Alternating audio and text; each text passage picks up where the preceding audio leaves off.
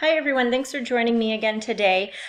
We are following up on our MTSS training, where we as a site decided during that training that we really wanted to look a little deeper at our disciplinary actions and policies with our students. And specifically, we wanted to look a little deeper at restorative justice practices within our site.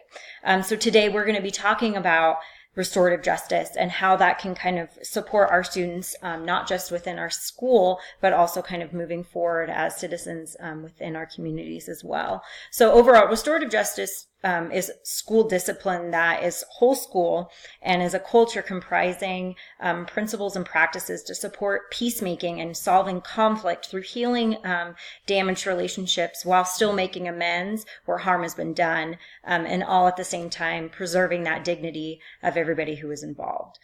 So as we're going through this, I really want you to keep in mind these are kind of the guiding questions that are the foundation of restorative justice within a school site. So what impact has this had on you and the others? So when we have a situation with a student, really what is the impact? The next is, what do you think needs to happen to make things right? And what can you do that demonstrates that you can be a positive member of your community? So these are three really powerful questions that kind of keep those in the back of your mind as we walk through this today. So, just some information on restorative practice and restorative justice within schools. It's an evidence-based alternative to school discipline that previously has been focused on punishments. Harm is seen as a teachable moment. It provides specific pathways to repair these harms in face-to-face problem solving. It makes schools safer and contributes to social and emotional learning, which is something that we as a site feel that we would like to support our students more with. It builds community and relationships, not just amongst the students, but amongst the staff and the students. And students are actively involved in fixing their own mistakes, and support is given to all parties, including staff involved.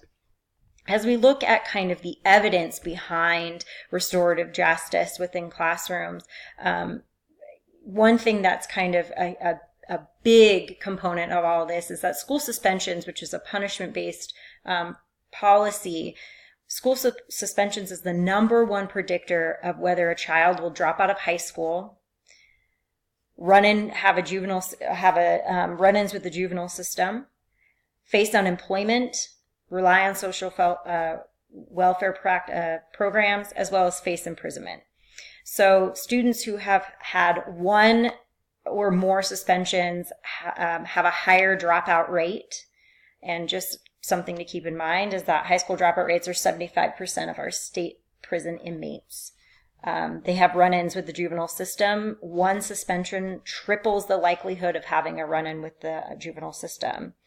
65% of all of our jobs in 2020 will require some sort of education after high school.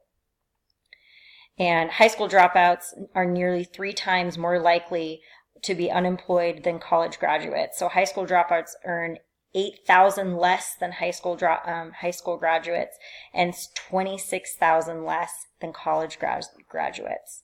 So as we're looking at these, not just the school outcomes, but really the outcomes that our restorative justice practice could accomplish are pretty great.